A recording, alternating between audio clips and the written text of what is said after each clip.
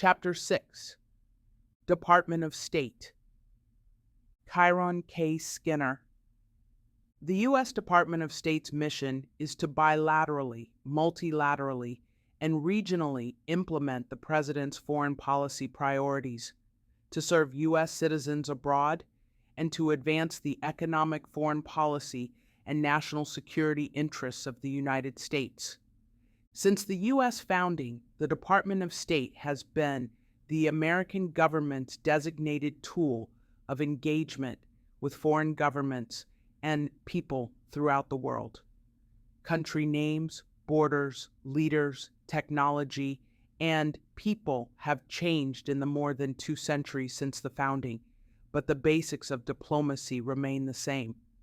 Although the department has also evolved throughout the years, at least in the modern era, there is one significant problem that the next president must address to be successful. There are scores of fine diplomats who serve the president's agenda, often helping to shape and interpret that agenda. At the same time, however, in all administrations, there is a tug-of-war between presidents and bureaucracies. And that resistance is much starker under conservative presidents, due largely to the fact that large swaths of the State Department's workforce are left-wing and predisposed to disagree with a conservative president's policy. Agenda and vision. It should not and cannot be this way. The American people need and deserve a diplomatic machine fully focused on the national interest as defined through the election of a president who sets the domestic and international agenda for the nation.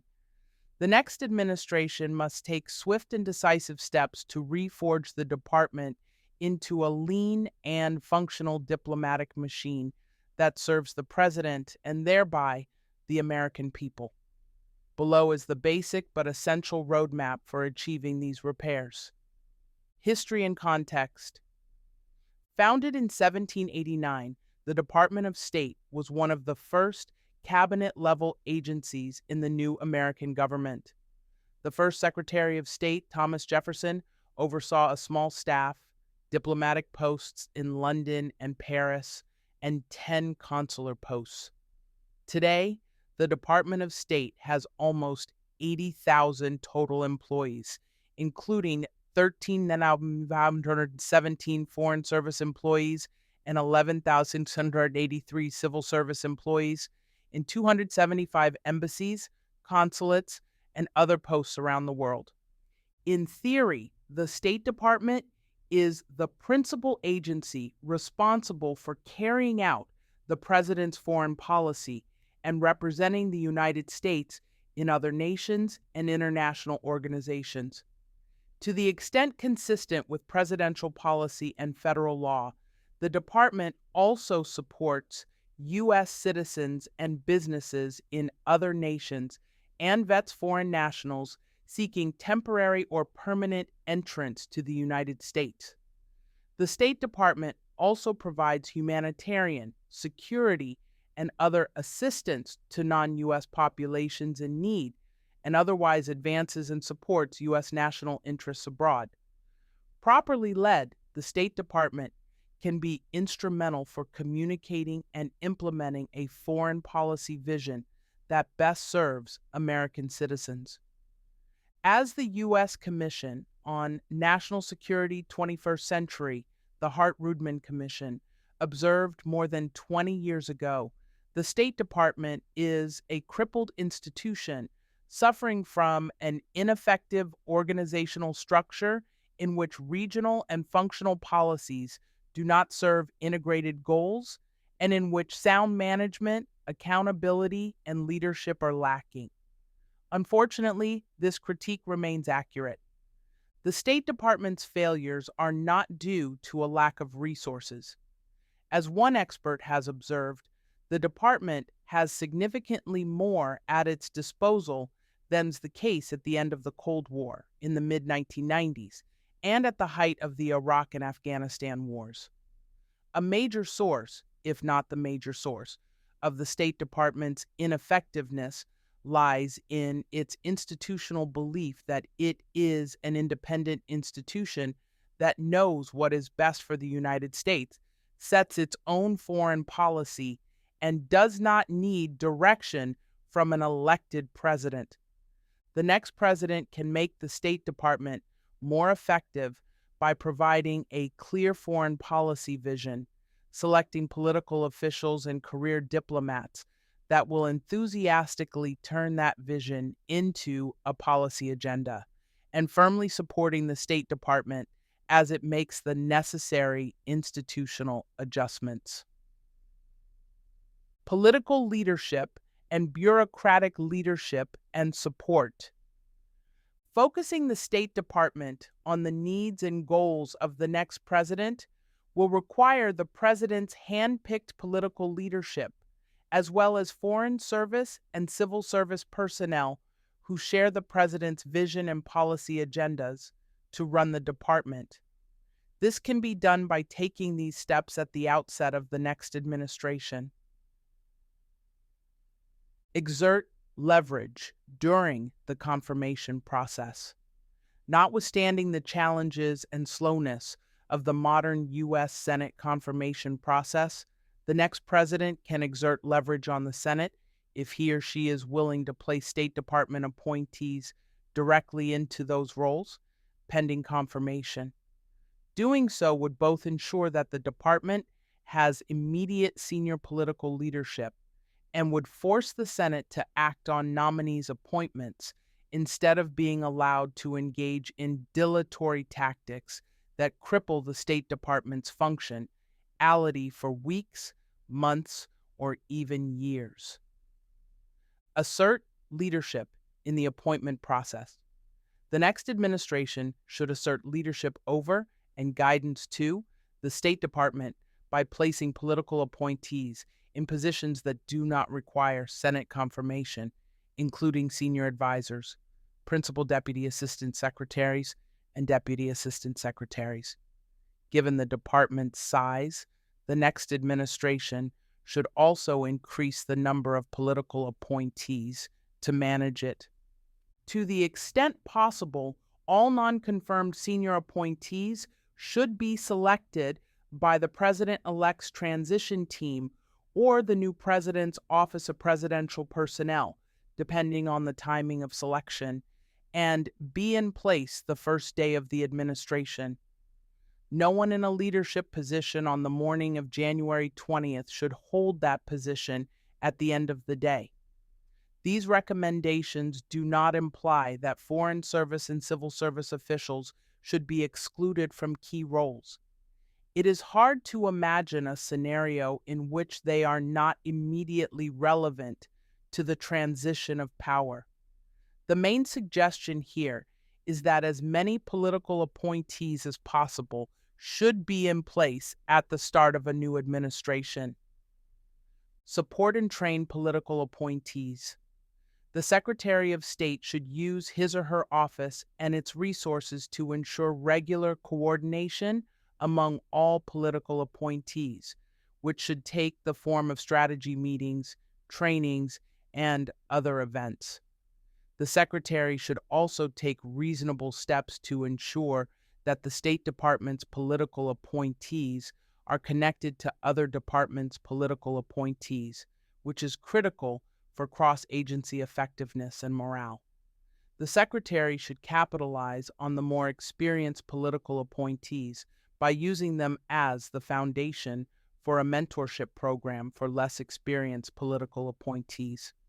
The interaction of political appointees must be routine and operational rather than incidental or occasional, and it must be treated as a crucial dimension for the next administration's success.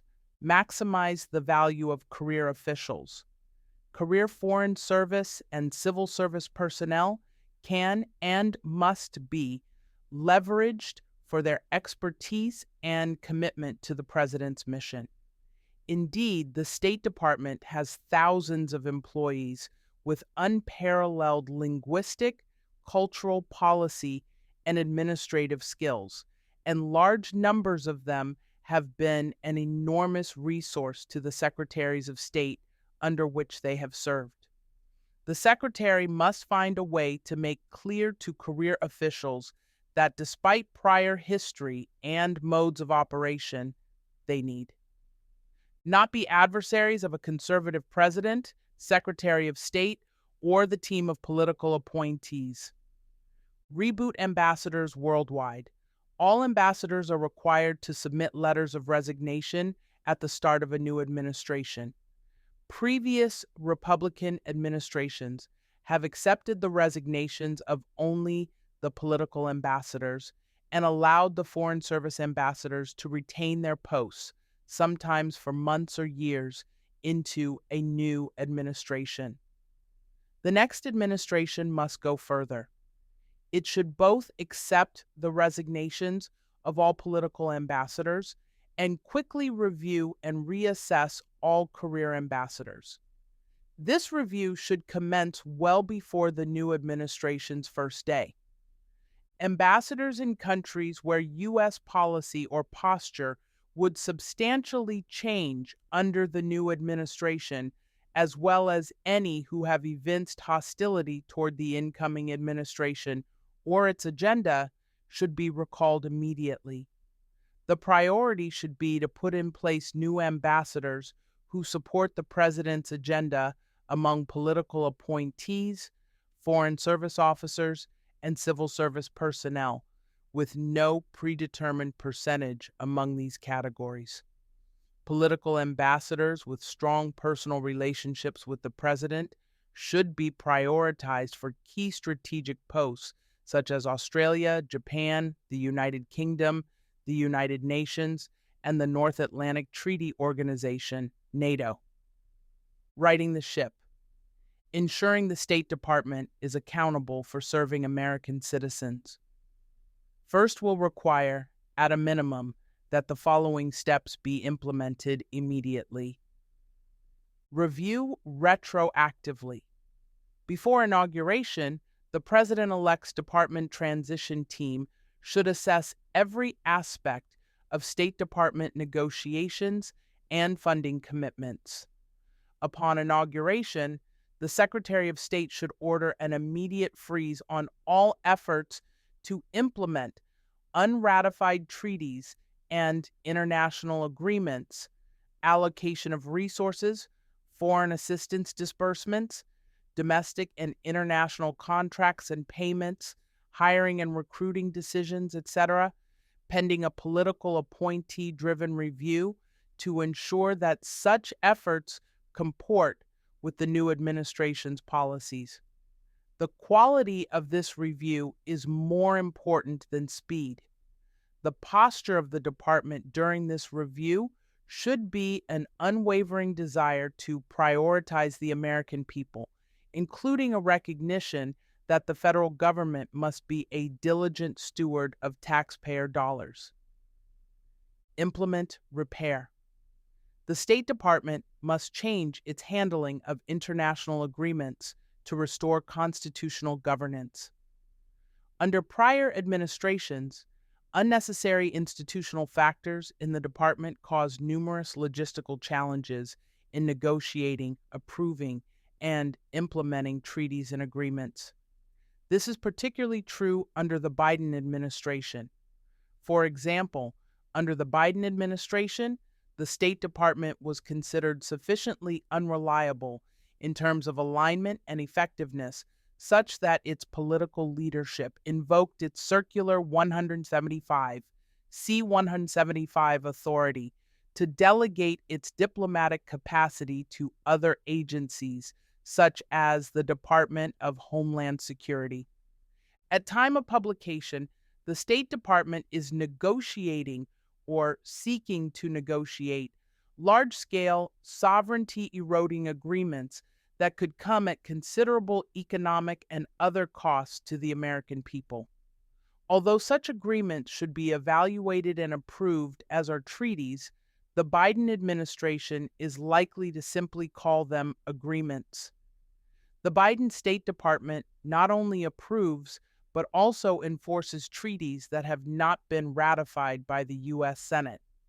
This practice must be thoroughly reviewed and most likely jettisoned.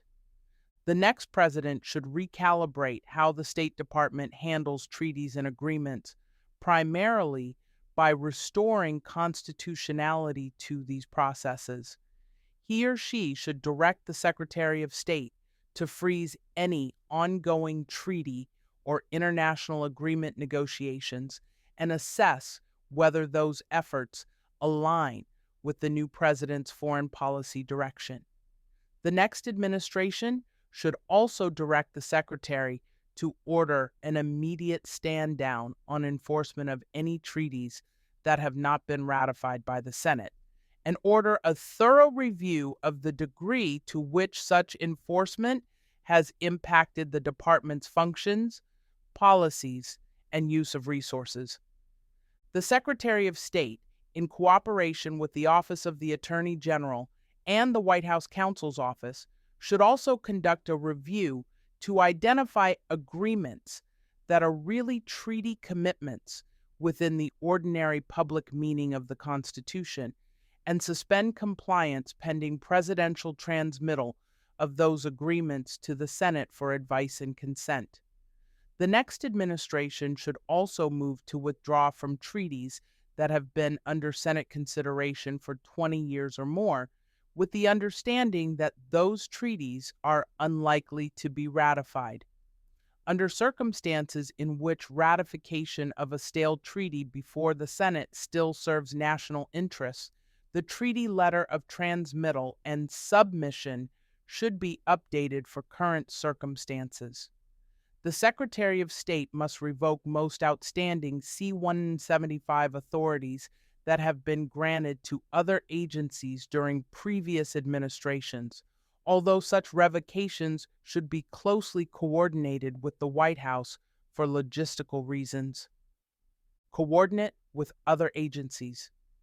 Interagency engagement in this new environment must be similarly adjusted to mirror presidential direction. Indeed, coordination among federal agencies is challenging, even in the most well oiled administrations. Although such coordination is inescapable and sometimes productive, agencies tend to leverage each other's resources in ways that occasionally have off mission consequences for the agency or agencies with the resources. Ideally, the Secretary of State should work as part of an agile foreign policy team, along with the National Security Advisor, the Secretary of Defense, and other agency heads to flesh out and advance the President's foreign policy.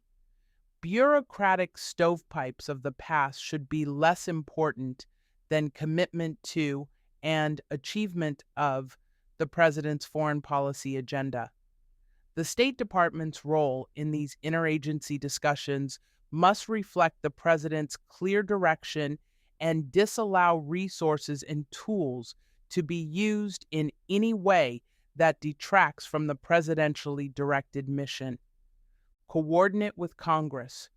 Congress has both the statutory and appropriations authority to impact the State Department's operations and has a strong interest in key aspects of American foreign policy. The department must therefore take particular care in its interaction with Congress, since poor interactions with Congress, regardless of intentions, could trigger congressional pushback or have other negative impacts on the president's agenda. This will require particularly strong leadership of the Department of State's Bureau of Legislative Affairs. The Secretary of State and political leadership should ensure full coordination with the White House regarding congressional engagement on any State Department responsibility.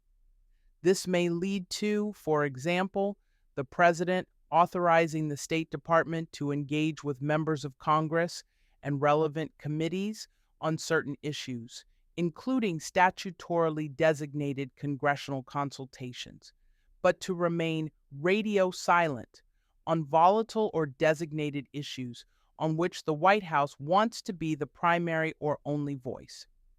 All such authorized department engagements with Congress must be driven and handled by political appointees in conjunction with career officials who have the relevant expertise and are willing to work in concert with the president's political appointees on particularly sensitive matters. Respond vigorously to the Chinese threat. The State Department recently opened the Office of China Coordination, or China House. This office is intended to bring together experts inside and outside the State Department to coordinate U.S. government relations with China and advance our vision for an open, inclusive international system. Whether China House will streamline U.S. government communication, consensus, and action on China policy, given the presence of other agencies with strong competing or adverse interests, remains to be seen. The unit is dependent on adequate and competent staff being assigned by other bureaus within the State Department.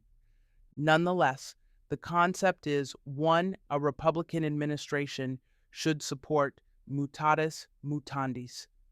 The Chinese Communist Party, CCP, has been at war with the U.S. for decades. Now that this reality has been accepted throughout the government, the State Department must be prepared to lead the U.S. diplomatic effort accordingly. The centralization of efforts in one place is critical to this end. Review immigration and domestic security requirements. Arguably, the department's most noteworthy challenge on the global stage has been its handling of immigration and domestic security issues, which are inextricably related. The State Department's apparent posture toward these two issues, which are of paramount importance to the American people, has historically been that they are of lesser importance than other issues, and that they can be treated as concessions in broader diplomatic engagements. In other instances in which access to the U.S. in the form of immigrant, permanent, and non-immigrant, temporary visas could potentially serve as diplomatic leverage, it is almost never used. To some degree, the State Department and many of its personnel appear to view the U.S. immigration system less as a tool for strengthening the United States and more as a global welfare program to ensure the safety, security, and prosperity of all Americans. This must change. Below are several key areas in which the department's formal and informal postures must adjust to reflect the current immigration and domestic security environment. Visa reciprocity. The United States should strictly enforce the doctrine of reciprocity when issuing visas to all foreign nationals.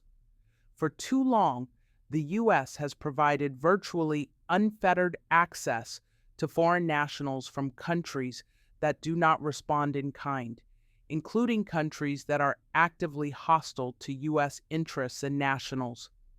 Mandatory reciprocity will convey the necessary reality that other countries do not have an unfettered right to U.S. access and must reciprocally offer favorable visa-based access to U.S. nationals. The State Department's reaction time to other countries' changes in visa policies with respect to the U.S. must be streamlined to ensure it can be updated in real time. Section 243D, Visa Sanctions. Visa sanctions under Section 243D of the Immigration and Nationality Act, INA, 8 enacted into law to motivate countries to accept the return of any nationals who have been ordered removed from the U.S. should be quickly and fully enforced. Recalcitrant countries that do not accept receipt of their returned nationals will risk the suspension of issuance of all immigrant visas, all non-immigrant visas, or all visas. These country-specific sanctions should remain in place until the sanctioned country accepts the return of all its removal-pending nationals and formally commits to future regular acceptance of its nationals.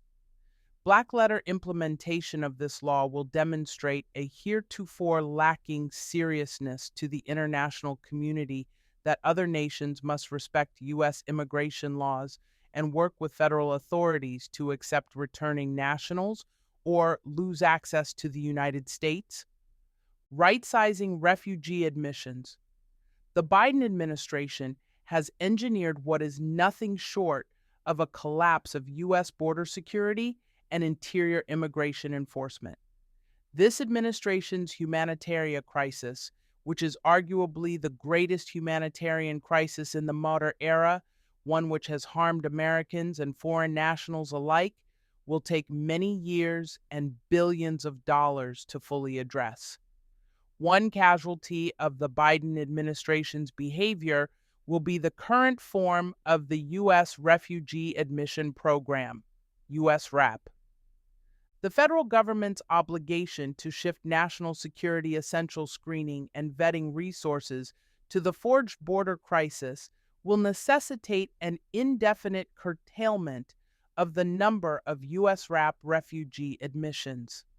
The State Department's Bureau of Population, Refugees, and Migration, which administers U.S. RAP, must shift its resources to challenges stemming from the current immigration situation until the crisis can be contained and refugee-focused screening and vetting capacity can reasonably be restored. Strengthening bilateral and multilateral immigration-focused agreements. Restoration of both domestic security and the integrity of the U.S. immigration system should start with rapid reactivation of several key initiatives in effect at the conclusion of the Trump administration. Re-implementation of the Remain in Mexico policy, safe third country agreements, and other measures to address the influx of non-Mexican asylum applicants at the United States-Mexico border must be day one priorities. Although the State Department must rein in the C-175 authorities of other agencies, the Department of Homeland Security should retain or regain C-175 authorities for negotiating bilateral and multilateral security agreements. Evaluation of national security vulnerable visa programs. To protect the American people, the State Department, in coordination with the White House and other security-focused agencies, should evaluate several key security-sensitive visa programs that it manages. Key programs include, but should not be limited to, the Diversity Visa Program, the F, Student Visa Program, and J, Exchange Visitor Visa Program. The State Department's evaluation must ensure that these programs are not only consistent with White House immigration policy, but also align with its national security obligations and resource limitations. Pivoting abroad. Personnel and management adjustments are crucial preludes to refocus the State Department's mission, which is implementing the President's foreign policy agenda and, in so doing, ensuring that the interests of American citizens are given priority. That said, the next president must significantly reorient the U.S. government's posture toward friends and adversaries alike, which will include much more honest assessments about who are friends and who are not. This reorientation could represent the most significant shift in core foreign policy principles and corresponding action since the end of the Cold War. Although not every country or issue area can be discussed in this chapter, below are examples of several areas in which a shift in U.S. foreign policy is not only important, but arguably existential. The point is not to assert that everyone in the evolving conservative movement, or in some cases the growing bipartisan consensus, will agree with the details of this assessment. Rather, what is presented below demonstrates the urgency of these issues and provides a general roadmap for analysis. In a world on fire, a handful of nations require heightened attention. Some represent existential threats to the safety and security of the American people. Others threaten to hurt the U.S. economy. And others are wild cards whose full threat scope is unknown but nevertheless unsettling. The 5 countries on which the next administration should focus its attention and energy are China, Iran, Venezuela, Russia, and North Korea. The People's Republic of China, the designs of the People's Republic of China, PRC, and the Chinese Communist Party, which runs the PRC, are serious and dangerous. This tyrannical country, with a population of more than 1 billion people, has the vision, resources, and patience to achieve its objectives. Protecting the United States from the PRC's designs requires an unambiguous offensive-defensive mix, including protecting American citizens and their interests, as well as U.S. allies, from PRC attacks and abuse that undermine U.S. competitiveness, security, and prosperity. The United States must have a cost-imposing strategic response to make Beijing's aggression unaffordable, even as the American economy and U.S. power grow. This stance will require real, sustained, near unprecedented U.S. growth, stronger partnerships, synchronized economic and security policies, and American energy independence. But above all, it will require a very honest perspective about the nature and designs of the PRC as more of a threat than a competitor. The next president should use the State Department and its array of resources to reassess and lead this effort, just as it did during the Cold War. The U.S. government needs an Article X for China, and it should be a presidential mandate. Along with the National Security Council, the State Department should draft an Article X, which should be a deeply philosophical look at the China challenge. Many foreign policy professionals and national leaders, both in government and the private sector, are reluctant to take decisive action regarding China. Many are vested in an unshakable faith in the international system and global norms. They are so enamored with them, they cannot brook any criticisms or reforms, let alone acknowledge their potential for being abused by the PRC. Others refuse to acknowledge Beijing's malign activities and often pass off criticism as conspiracy theories. For instance, many were quick to dismiss even the possibility that COVID-19 escaped from a Chinese research laboratory. The reality, however, is that the PRC's actions often do sound like conspiracy theories because they are conspiracies. In addition, some knowingly or not parrot the communist line. Global leaders, including President Joe Biden, have tried to normalize or even laud Chinese behavior. In some cases, these voices, like the global corporate giants BlackRock and Disney, directly benefit from doing business with Beijing. On the other hand, others acknowledge the dangers posed by the PRC, but believe in a moderating approach to accommodate its rise, a policy of compete where we must, but cooperate where we can, including on issues like climate change. This strategy has demonstrably failed. As with all global struggles with communist and other tyrannical regimes, the issue should never be with the Chinese people, but with the communist dictatorship that oppresses them and threatens the well-being of nations across the globe. That said, the nature of Chinese power today is the product of history, ideology, and the institutions that have governed China during the course of 5 millennia, inherited by the present Chinese leaders from the preceding generations of the CCP. In short, the PRC challenge is rooted in China's strategic culture and not just the Marxism-Leninism of the CCP, meaning that internal culture and civil society will never deliver a more normative nation. The PRC's aggressive behavior can only be curbed through external pressure. The Islamic Republic of Iran, The ongoing protests in the Islamic Republic of Iran, which are widely viewed as a new revolution, have shown that the Islamic regime, which has been in power since 1979 when Ayatollah Khomeini became the leader, is at its weakest state in its history and is at odds not only with its own people, but also its regional neighbors. Iran is home to a proud and ancient culture, yet its people have struggled to achieve democracy and have had to endure a hostile theocratic regime that vehemently opposes freedom.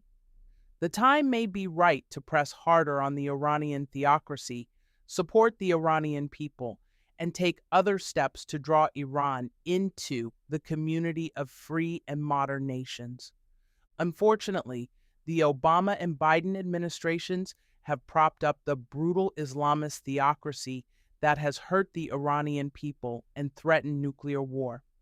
For example, the Obama administration's 2015 Joint Comprehensive Plan of Action, commonly referred to as the Iran nuclear deal, gave the Islamic regime a crucial monetary lifeline after the Green Movement protests in 2009, which, while ultimately unsuccessful, did succeed in weakening the regime and showing the world that younger Iranians want freedom.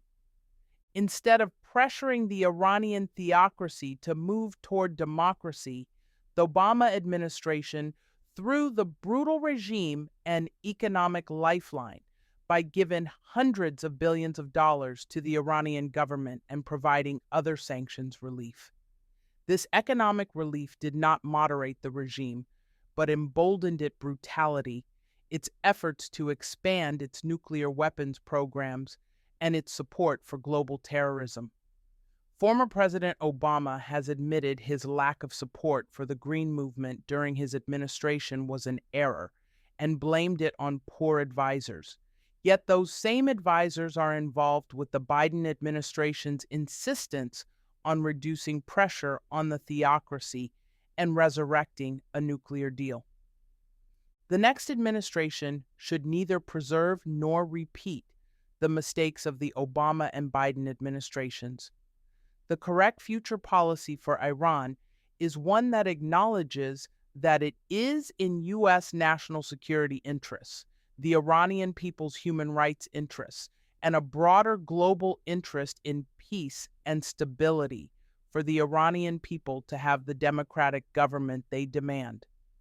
This decision to be free of the country's abusive leaders must, of course, be made by the Iranian people, but the United States can utilize its own and others' economic and diplomatic tools to ease the path toward a free Iran and a renewed relationship with the Iranian people, the Bolivarian Republic of Venezuela. Once a model of democracy and a true U.S. ally, the Bolivarian Republic of Venezuela, has all but collapsed under the communist regimes of the late Hugo Chavez and Nicolas Maduro.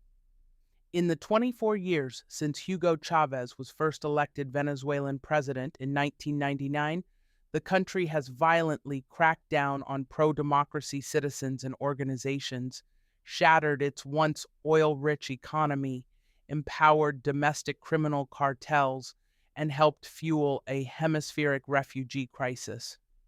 Venezuela has swung from being one of the most prosperous, if not the most prosperous country in South America, to being one of the poorest. Its communist leadership has also drawn closer to some of the United States' greatest international foes, including the PRC and Iran, which have long sought a foothold in the Americas. Indeed, Venezuela serves as a reminder of just how fragile democratic institutions that are not maintained can be. To contain Venezuela's communism and aid international partners, the next administration must take important steps to put Venezuela's communist abusers on notice while making strides to help the Venezuelan people. The next administration must work to unite the hemisphere against this significant but underestimated threat in the Southern Hemisphere. Russia. One issue today that starkly divides conservatives is the Russia-Ukraine conflict. The common ground seems to be recognition that presidential leadership in 2025 must chart the course. One school of conservative thought holds that as Moscow's illegal war of aggression against Ukraine drags on, Russia presents major challenges to U.S. interests, as well as to peace, stability, and the post-Cold War security order in Europe. This viewpoint argues for continued U.S. involvement, including military aid, economic aid, and the presence of NATO and U.S. troops if necessary. The end goal of the conflict must be the defeat of Russian President Vladimir Putin and a return to pre-invasion border lines. Another school of conservative thought denies that U.S.-Ukrainian support is in the national security interest of America at all. Ukraine is not a member of the NATO alliance and is one of the most corrupt nations in the region. European nations directly affected by the conflict should aid in the defense of Ukraine, but the U.S. should not continue its involvement. This viewpoint desires a swift end to the conflict through a negotiated settlement between Ukraine and Russia. The tension between these competing positions has given rise to a third approach. This conservative viewpoint eschews both isolationism and interventionism. Rather, each foreign policy decision must first ask the question, what is in the interest of the American people? U.S. military engagement must clearly fall within U.S. interests, be fiscally responsible, and protect American freedom, liberty, and sovereignty, all while recognizing Communist China as the greatest threat to U.S. interests. Thus, with respect to Ukraine, continued U.S. involvement must be fully paid for. Limited to military aid, while European allies address Ukraine's economic needs, and have a clearly defined national security strategy that does not risk American lives. Regardless of viewpoints, all sides agree that Putin's invasion of Ukraine is unjust, and that the Ukrainian people have a right to defend their homeland. Furthermore, the conflict has severely weakened Putin's military strength and provided a boost to NATO unity and its importance to European nations. The next conservative president has a generational opportunity to bring resolution to the foreign policy tensions within the movement and chart a new path forward that recognizes Communist China as the defining threat to U.S. interests in the 21st century. The Democratic People's Republic of Korea. Peace and stability in Northeast Asia are vital interests of the United States. The Republic of Korea, South Korea, and Japan are critical allies for ensuring a free and open Indo-Pacific. They are indispensable military, economic, diplomatic, and technology partners. The Democratic People's Republic of Korea, DPRK, or North Korea, must be deterred from military conflict.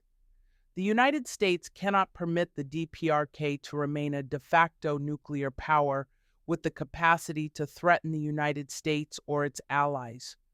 This interest is both critical to the defense of the American homeland and the future of global nonproliferation. The DPRK must not be permitted to profit from its blatant violations of international commitments or to threaten other nations with nuclear blackmail. Both interests can only be served if the U.S. disallows the DPRK's rogue regime behavior.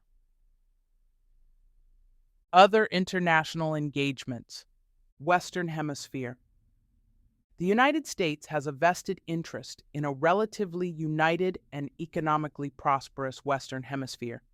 Nonetheless, the region now has an overwhelming number of socialist or progressive regimes, which are at odds with the freedom and growth-oriented policies of the U.S. and other neighbors, and who increasingly pose hemispheric security threats. A new approach is therefore needed, one that simultaneously allows the U.S. to reposture in its best interests and helps regional partners enter a new century of growth and opportunity. The following core policies must be part of this new direction. A sovereign Mexico policy. Mexico is currently a national security disaster. Bluntly stated, Mexico can no longer qualify as a first world nation. It has functionally lost its sovereignty to muscular criminal cartels that effectively run the country. The current dynamic is not good for either U.S. citizens or Mexicans, and the perfect storm created by this cartel state has negative effects that are damaging the entire hemisphere. The next administration must both adopt a posture that calls for a fully sovereign Mexico and take all steps at its disposal to support that result in as rapid a fashion as possible, a fentanyl-free frontier. The same cartels that parasitically run Mexico are also working with the PRC to fuel the largest drug crisis in the history of North America. These Mexican cartels are working closely with Chinese fentanyl precursor chemical manufacturers, importing those precursor chemicals into Mexico, manufacturing fentanyl on Mexican soil, and shipping it into the United States and elsewhere. The highly potent narcotic is having an unprecedented lethal impact on the American citizenry. The next administration must leverage its new insistence on a sovereign Mexico and work with other Western Hemisphere partners to halt the fentanyl crisis and put a decisive end to this unprecedented public health threat. A hemisphere-centered approach to industry and energy.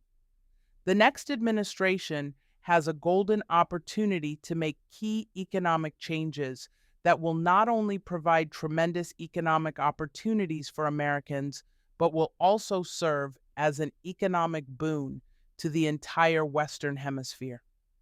First, the United States must do everything possible, with both resource and messaging, to shift global manufacturing and industry from more distant points around the globe, especially from the increasingly hostile and human rights abusing PRC to Central and South American countries. Re-hemisphering manufacturing and industry closer to home will not only eliminate some of the more recent supply chain issues that damage the U.S. economy, but will also represent a significant economic improvement for parts of the Americas in need of growth and stabilization. Similarly, the United States must work with Mexico, Canada, and other countries to develop a hemisphere-focused energy policy that will reduce reliance on distant and manipulable sources of fossil fuels, restore the free flow of energy among the hemisphere's largest producers, and work together to increase energy production, including for nations that are looking for dramatic economic expansion. A local approach to security threats. Western Hemisphere nations, including those in the Caribbean, arguably have stronger cultural and historical ties to the United States than most other countries and regions in the world. Yet Central and South America are moving rapidly into the sphere of anti-American external state actors, including the PRC, Iran, and Russia. Specific countries in the Americas, such as Venezuela, Colombia, Guyana, and Ecuador, are either increasingly regional security threats in their own rights or are vulnerable to hostile extracontinental powers. The U.S. has an opportunity to lead these democratic neighbors to fight against the external pressure of threats from abroad and address local regional security concerns. This leadership and collaboration must span all tools at the disposal of U.S. allies and partners, including security-focused cooperation, Middle East, and North Africa. The next administration must re engage with Middle Eastern and North African nations and not abandon the region. Without U.S. leadership, the region may tumble further into chaos or fall prey to American adversaries. This recommendation requires a multi-dimensional strategy. First, the U.S. must prevent Iran from acquiring nuclear technology and delivery capabilities, and more broadly block Iranian ambitions. This means, inter alia, reinstituting and expanding Trump administration sanctions, providing security assistance for regional partners, supporting, through public diplomacy and otherwise, freedom seeking Iranian people in their revolt against the mullahs, and ensuring Israel has both the military means and the political support and flexibility to take what it deems to be appropriate measures to defend itself against the Iranian regime and its regional proxies, Hamas, Hezbollah, and Palestinian Islamic Jihad. Second, the next administration should build on the Trump administration's diplomatic successes by encouraging other Arab states, including Saudi Arabia, to enter the Abraham Accords. Related policies should include reversing, as appropriate, the Biden administration's degradation of the long-standing partnership with Saudi Arabia. The Palestinian Authority should be defunded. A further key priority is keeping Turkey in the Western fold and a NATO ally. This includes a vigorous outreach to Turkey to dissuade it from hedging toward Russia or China, which is likely to require a rethinking of U.S. support for YPG-PKK, People's Protection Units, Kurdistan Workers' Party, Kurdish forces, which Ankara believes are an existential threat to its security. For the foreseeable future, and much longer than one new administration, Middle Eastern oil will play a key role in the world economy. Therefore, the U.S. must continue to support its allies and compete with its economic adversaries, including China. Relations with Saudi Arabia should be strengthened in a way that seriously curtails Chinese influence in Riyadh. Third, it is in the U.S. national interest to build a Middle East security pact that includes Israel, Egypt, the Gulf states, and potentially India as a second Quad arrangement. Protecting freedom of navigation in the Gulf and in the Red Sea Suez Canal is vital to the world economy and therefore to U.S. prosperity as well. In North Africa, security cooperation with European allies, especially France, will be vital to limit growing Islamist threats and the incursion of Russian influence through positionings of the Wagner Group. The U.S. cannot neglect a concern for human rights and minority rights, which must be balanced with strategic and security considerations. Special attention must be paid to challenges of religious freedom, especially the status of Middle Eastern Christians and other religious minorities, as well as the human trafficking endemic to the region. Sub-Saharan Africa. Africa's importance to U.S. foreign policy and strategic interests is rising and will only continue to grow. Its explosive population growth, large reserves of industry-dependent minerals, proximity to key maritime shipping routes, and its collective diplomatic power ensure the continent's global importance. Yet as Africa's strategic significance has grown, the U.S.'s relative influence there has declined. Terrorist activity on the continent has increased, while America's competitors are making significant gains for their own national interests.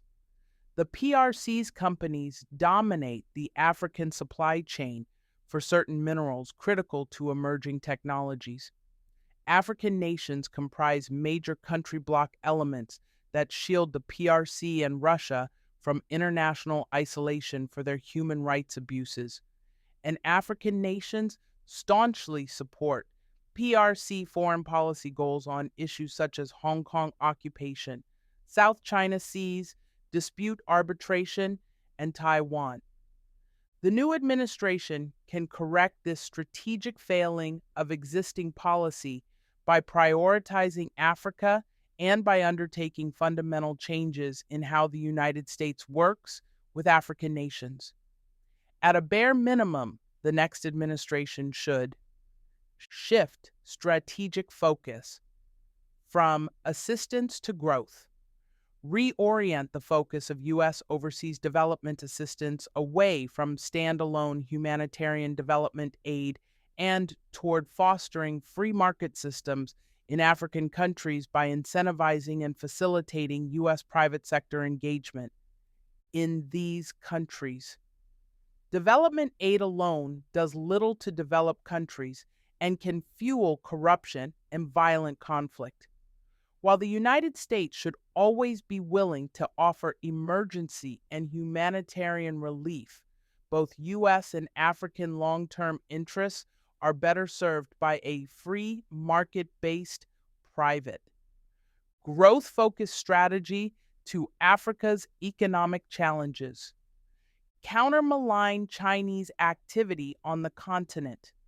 This should include the development of powerful public diplomacy efforts to counter Chinese influence campaigns with commitments to freedom of speech and the free flow of information. The creation of a template digital hygiene program that African countries can access to sanitize and protect their sensitive communications networks from espionage by the PRC and other hostile actors.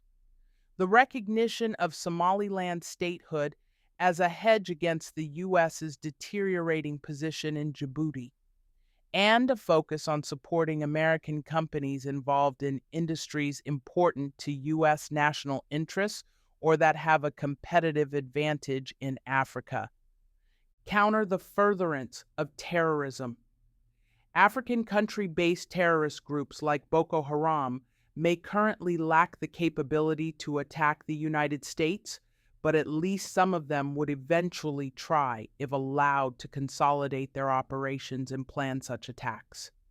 The immediate threat they pose lies in their abilities and willingness to strike American targets in their regions of operation or to harm U.S. interests in other ways. The U.S. should support capable African military and security operations through the State Department and other federal agencies responsible for granting foreign military education, training, and security assistance. Build a coalition of the cooperative.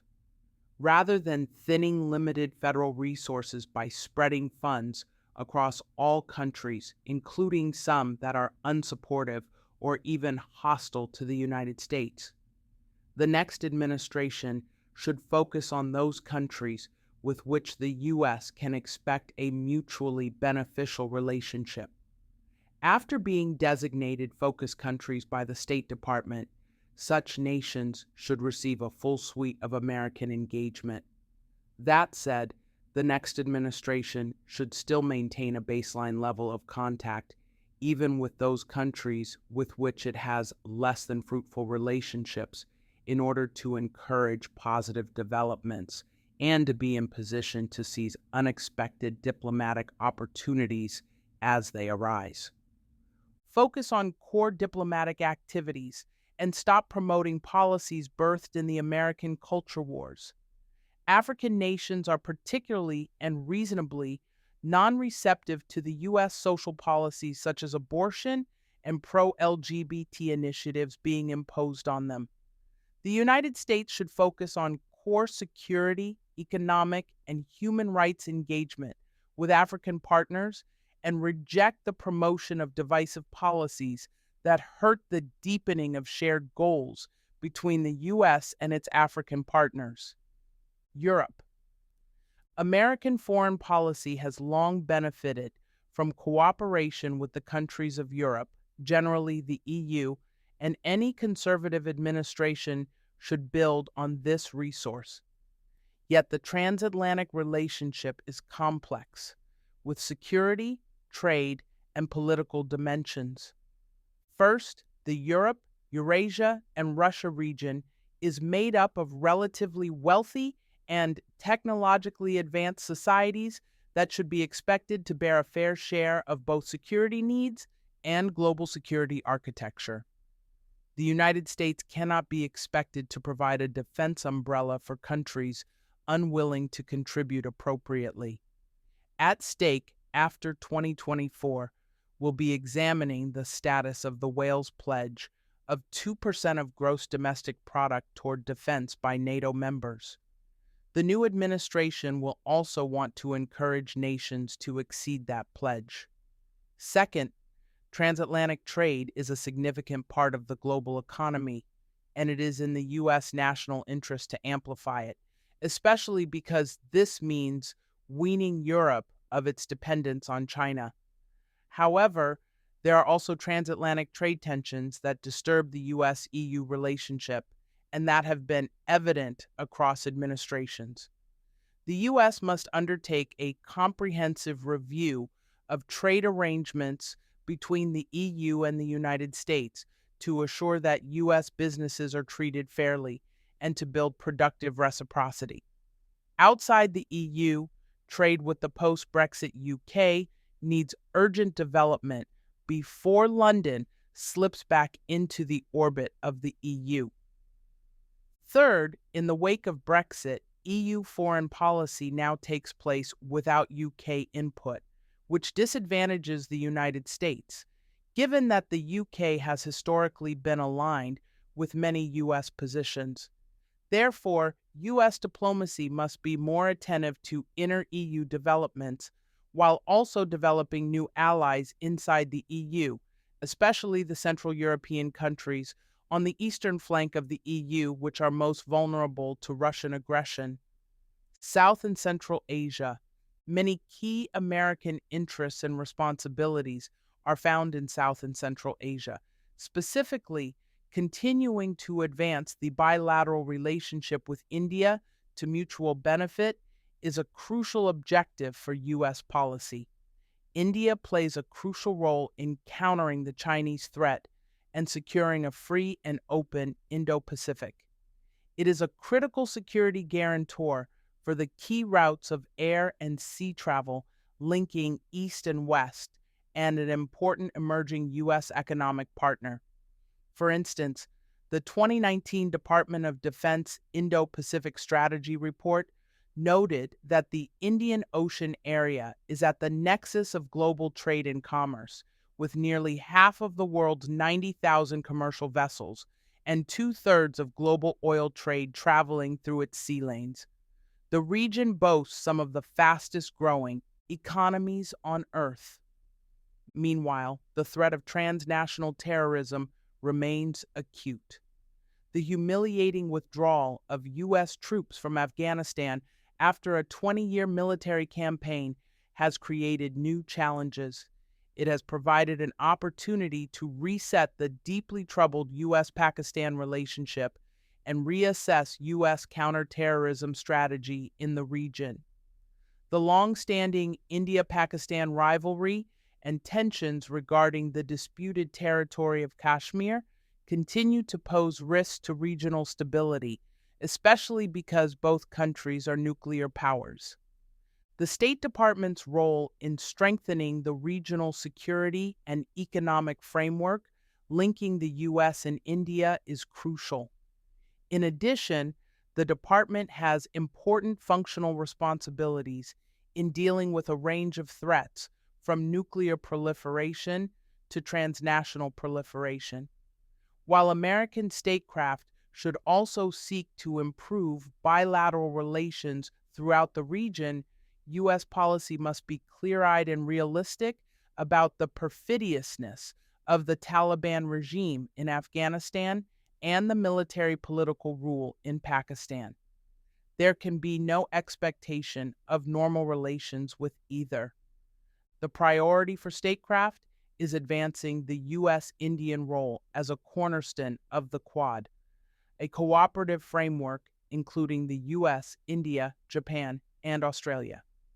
The Quad is comprised of the key nations in coordinating efforts for a free and open Indo-Pacific. It is an overarching group that nests the key U.S. bilateral and trilateral cooperative efforts that facilitate U.S. collaborative efforts across the Indo-Pacific. The State Department should also encourage the Quad Plus concept that allows other regional powers to participate in Quad coordination on issues of mutual interest. Further, the State Department must support an integrated federal effort to deliver a revamped regional strategy for South Asia, as well as leading the execution of key tasks to implement the strategy. The Arctic. Because of Alaska, the U.S. is an Arctic nation. The Arctic is a vast expanse of land and sea rich in resources including fish, minerals, and energy. For example, the region is estimated to contain 90 million barrels of oil and 1/4 of the world's undiscovered natural gas reserves. The Arctic is lightly populated. Only 4 million people in the world live above the Arctic Circle, with more than half of those living in Russia. Only around 68,000 people in Alaska live above the Arctic Circle. However, the sheer immensity of the Alaskan Arctic means its population density is less than 1 person per square mile. The United States has several strong interests in the Arctic region. The rate of melting ice during summer months has led to increased interest not only from shipping and tourism sectors, but also from America's global competitors who are interested in exploiting the region's strategic importance and accessing its bounty of natural resources. In the not too distant future, there will be a growing interest in the Arctic from both state and non-state actors alike. China has been open about its interest in the region, primarily as a highway for trade, but also for its rich natural resources. While the PRC's increasing intervention in Arctic affairs is a bit strained because it does not have an Arctic coastline, Russia does. And Russia has made no secret of its view that the Arctic is vital for economic and military reasons. Russia has invested heavily in new and refurbished Arctic bases and cold weather equipment and capabilities. The North Star of U.S. Arctic policy should remain national sovereignty, safeguarded through robust capabilities as well as through diplomatic, economic, and legal attentiveness. The next administration should embrace the view that NATO must acknowledge that it is, in part, an Arctic alliance. With the likely accession of Finland and Sweden to NATO, every Arctic nation except for Russia will be a NATO member state. NATO has been slow to appreciate that the Arctic is a theater that it must defend, especially considering Russia's brazen aggression against Ukraine. NATO must develop and implement an Arctic strategy that recognizes the importance of the region and ensures that Russian use of Arctic waters and resources does not exceed a reasonable footprint. The U.S. should unapologetically pursue American interests in the Arctic by promoting economic freedom in the region. Economic freedom spurs prosperity, innovation, respect for the rule of law, jobs, and sustainability. Most important, economic freedom can help to keep the Arctic stable and secure. The U.S. should work to ensure that shipping lanes in the Arctic remain available to all global commercial traffic and free of onerous fees and burdensome administrative, regulatory, and military requirements. While this should be the next administration's policy with respect to all countries that might seek to block free-flowing commercial traffic, the next administration will clearly have to exert substantial attention toward Russia. Both the U.S. Coast Guard and the U.S. Navy are vital tools to ensure an unmonopolized Arctic. It is imperative that the Navy and Coast Guard continue to expand their fleets, including planned icebreaker acquisitions, to assure Arctic access for the United States and other friendly actors. The remote and harsh conditions of the Arctic also make unmanned system investment and use particularly appealing for providing additional situational awareness, intelligence, surveillance, and reconnaissance. The Coast Guard should also consider upgrading facilities such as its Barrow Station to reinforce its Arctic capabilities and demonstrate a greater commitment to the region. The People's Republic of China has declared itself a near Arctic state, which is an imaginary term non existent in international discourse. The United States should work with like minded Arctic nations, including Russia, to raise legitimate concerns about the PRC's so called Polar Silk Road ambitions.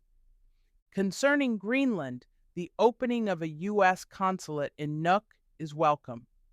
A formal year-round diplomatic presence is an effective way for the U.S. to better understand local political and economic dynamics. Furthermore, given Greenland's geographic proximity and its rising potential as a commercial and tourist location, the next administration should pursue policies that enhance economic ties between the U.S. and Greenland. International organizations. Defending and protecting the American people and advancing their interests requires the United States to engage in a broad spectrum of bilateral and multilateral relationships, including participating in international organizations.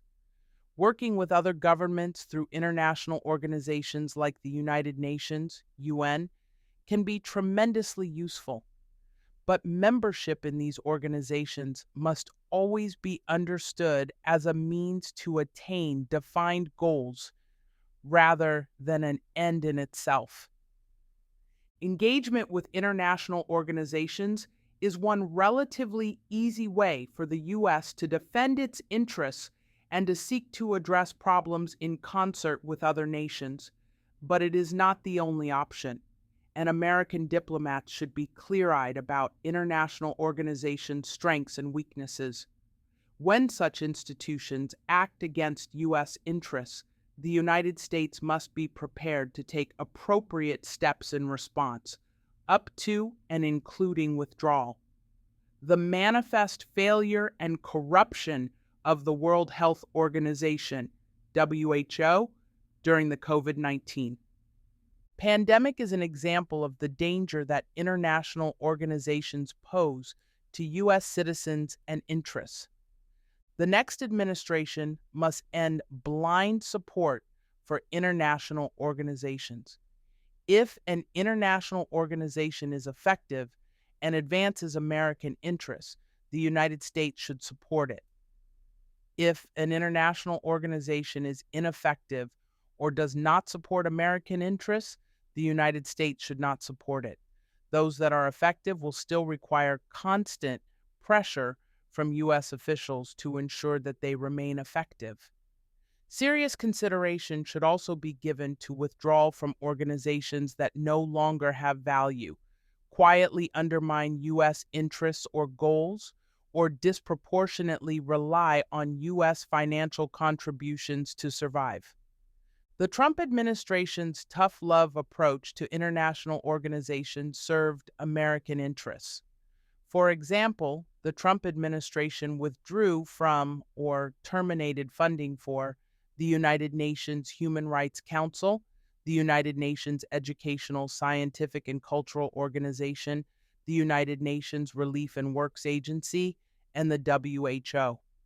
The results were redeployment of taxpayer dollars to better uses, and other organizations getting the message that the United States will not allow itself and its money to be used to undermine its own interests. The Biden administration reversed many of these decisions.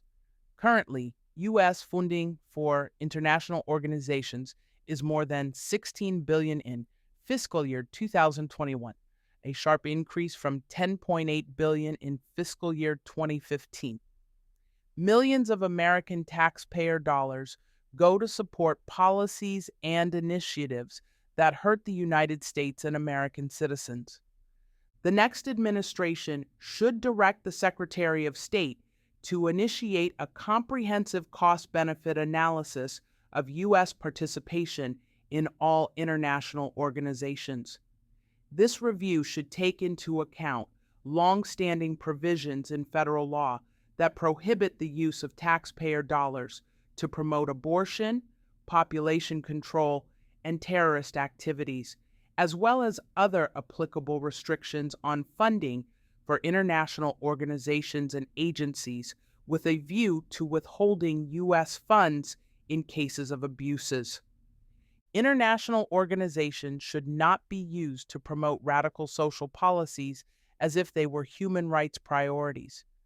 Doing so undermines actual human rights and weakens U.S. credibility abroad.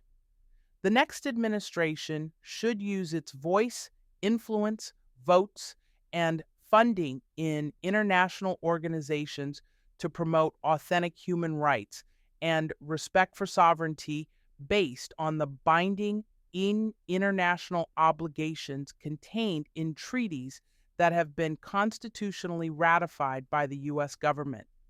It must promote a strict text-based interpretation of treaty obligations that does not consider human rights treaties as living instruments, both within the State Department and within international organizations that receive U.S. funding, including by making respect for sovereignty and authentic human rights a litmus test of personnel decisions and elections processes within international organizations.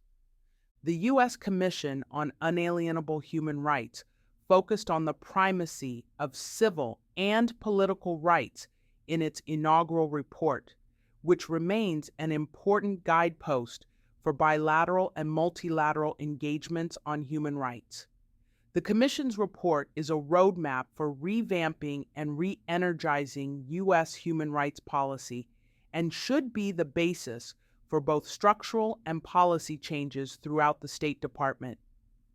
All U.S. multilateral engagements must be reevaluated in light of the work of the Commission, and initiatives that promote controversial policies must be halted and rolled back. It is paramount to create a healthy culture of respect for life, the family, sovereignty, and authentic human rights in international organizations and agencies. To support this goal, the U.S. led an effort during the Trump administration to forge a consensus among like-minded countries in support of human life, women's health, support of the family as the basic unit of human society, and defense of national sovereignty. The result was the Geneva Consensus Declaration on Women's Health and Protection of the Family. All U.S. foreign policy engagements that were produced and expanded under the Obama and Biden administrations must be aligned with the Geneva Consensus Declaration and the work of the U.S. Commission on Unalienable Human Rights. The U.S. government should not and cannot promote or fund abortion in international programs or multilateral organizations. Technically, the United States can prevent its international funding from going toward abortions, but the U.S. will have a greater impact by including like-minded nations and building on the coalition launched through the Geneva Consensus Declaration, with a view to shaping the work of international agencies by functioning as a united front. The COVID-19 pandemic made it painfully clear that both international organizations and some countries are only too willing to trample human rights in the name of public health. For example, the WHO was and remains willing to support the suppression of basic human rights, partially because of its close relationship with human rights abusers like the PRC. The next administration should unequivocally embrace the premise that humanity and the international community can simultaneously tackle pandemics and other emergent health threats without impeding the rights of people. It must also become a vocal surrogate for people in countries where rights are being suppressed in the name of health. This will likely require greater restrictions on the supply of federal dollars to the WHO and other health focused international organizations pending adjustment of their policies. The United States must return to treating international organizations as vehicles for promoting American interests, or take steps to extract itself from those organizations. Shaping the future. Development of a grand foreign policy strategy is key to the next administration's success, but without addressing structural and related issues of the State Department, this strategy will be at risk. The Hart-Rudman Commission called for a significant restructuring of the State Department specifically and foreign assistance programs generally, stating that funding increases could only be justified if there was greater confidence that institutions would use their funding effectively. Sadly, the exact opposite has occurred.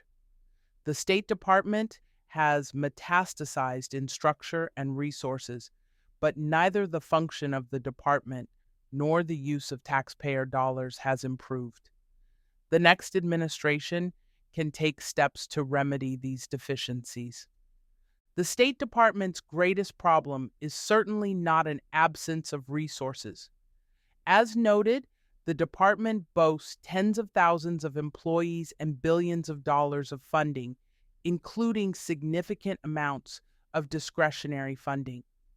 It also exists among a broader array of federal agencies that are duplicative, particularly when it comes to the provision of direct and indirect foreign assistance.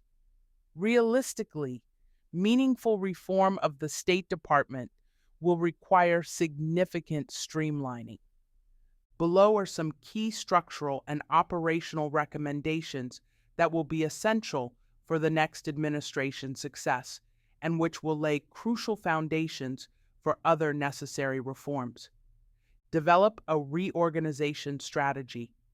Despite periodic attempts by previous administrations, including the Trump administration, to make more than cosmetic changes to the State Department, its structure has remained largely unchanged since the 20th century. The State Department will better serve future administrations, regardless of party, if it were to be meaningfully streamlined. The next administration should develop a complete hypothetical reorganization of the department, one which would tighten accountability to political leadership, reduce overhead, eliminate redundancy, waste fewer taxpayer resources, and recommend additional personnel-related changes for improvement of function. Such reorganization could be creative, but also carefully review specific structure-related problems that have been documented over the years. This reorganization effort would necessarily assess what office closures can be carried out with and without congressional approval. Timelines for action on these fronts should be developed accordingly, but speed should be a priority. Consolidate foreign assistance authorities. Foreign assistance is a critical foreign policy tool that is too often disconnected from the federal government's practice of foreign policy. Bureaucrats spend significant energy resisting the use of non-emergency foreign assistance to leverage positive results for the United States, even though it is a perfectly reasonable proposition. The coordination of foreign assistance dollars is also difficult because the foreign assistance budget and foreign loan issuance authorities are divided across numerous cabinet departments, smaller agencies, and other offices. The next administration should take steps to ensure that future foreign assistance clearly and unambiguously supports the president's foreign policy agenda. For example, the next administrator of the U.S. Agency for International Development, which is technically subordinate to the State Department, should be authorized to take on the additional role of Director of Foreign Assistance with the rank of Deputy Secretary and oversee all foreign assistance. This role, which existed briefly during the George W. Bush administration before it was eliminated by the Obama administration, would empower the dual-hatted official to better align and coordinate with the manifold foreign assistance programs across the federal government. The next administration should also evaluate whether these multiple sources of foreign assistance are in the national interest and, if not, develop a plan to consolidate foreign assistance authorities. Make public diplomacy and international broadcasting serve American interests. A key part of U.S. foreign policy is the ability to communicate with not only governments, but with the peoples of the world. Indeed, in some ways, communicating directly with the public is more important than communicating with governments, particularly in times of governmental conflict or disagreement. Public diplomacy has historically been, and remains, vital to American foreign policy success. Unfortunately, U.S. public diplomacy, which largely relies on taxpayer-funded international broadcasting outlets, has been deeply ineffective in recent years. The U.S. government's first foray into international broadcasting started with the Voice of America radio broadcast in 1942, which was intended as a tool to communicate directly with the people of Europe during World War II. During the next half-century, America's international broadcasting efforts both expanded and increased in sophistication as the United States shifted out of its hot war in Europe and into the Cold War with the Soviet Union. U.S. international broadcasting prowess and the confident willingness to communicate the correctness of American ideals in the face of global resistance arguably hit its peak near the conclusion of the Cold War in the late 1980s. Since the fall of the Berlin Wall in 1989 and the subsequent collapse of Soviet and Eastern Bloc communism, factors including the false appeal of a so-called peace dividend triggered a slide in the U.S. ability to communicate a pro-freedom message to the rest of the world and in its commitment to do so. Ironically, this slide accompanied the rise of the internet and mobile phone technologies, which arguably facilitated the most significant revolution in human communication since the invention of the printing press. The United States must reassert its public diplomacy obligations by restoring its international broadcasting infrastructure as part of the broader U.S. foreign policy framework, consolidating broadcasting resources and recommitting to people-focused and pro-freedom messaging and content. Engage in cyber diplomacy. Cyberspace has become an arena for competition between the U.S. and nations that seek and export digital authoritarianism. Cyberspace protection is critical to national security and deserving of commensurate diplomatic resources. Defined as the use of diplomatic tools to address issues arising in and through cyberspace, cyber diplomacy is a key part of the U.S. government's toolkit for preventing and addressing cyber threats. The model for cyberspace that the U.S. espouses is based on democracy and freedom of information. It is an open, interoperable, secure, reliable, market-driven domain that reflects democratic values and protects privacy. Russia and China, meanwhile, are authoritarian regimes that use the internet to limit public opposition and control information. They have created technological tools to enforce dominance over their peoples, and at the UN and international organizations dealing with cyberspace, they strive to push standards that assist their totalitarian efforts and undermine Western nations. Simultaneously, Russia, China, and lesser adversaries exploit the more open networks of countries like the U.S. to undermine democracy through disinformation and propaganda. They have attempted to influence U.S. elections, enabled or encouraged actors to exploit cyber vulnerabilities to commit theft of real or intellectual property, and have challenged U.S. governmental, military, and critical infrastructure networks with targeted malware. In short, the cyberspace era has gradually evolved from one of exploration, innovation, and cooperation to one that retains these features, but is also marked by aggressive competition and persistent threats. To meet this reality, the State Department must move beyond its traditional model of attempting to establish non-binding, informal world standards of acceptable cyberspace behavior. The State Department should work with allies to establish a clear framework of enforceable norms for actions in cyberspace, moving beyond the voluntary norms of the United Nations group of governmental experts. The State Department should also assist the Department of Defense to go on offense against adversaries. Deterrence as a strategic approach has not stemmed the onslaught of cyber aggression below the level of armed conflict. The traditional U.S. defensive approach based on deterrence, followed by reaction to crossed red lines, is no longer effective.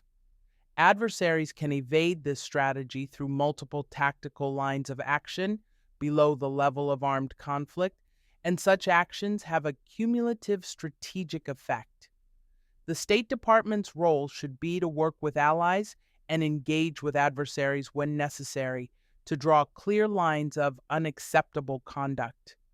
Global financial infrastructure, nuclear controls, and public health are particularly important areas in which consensus may even be found across ideological lines.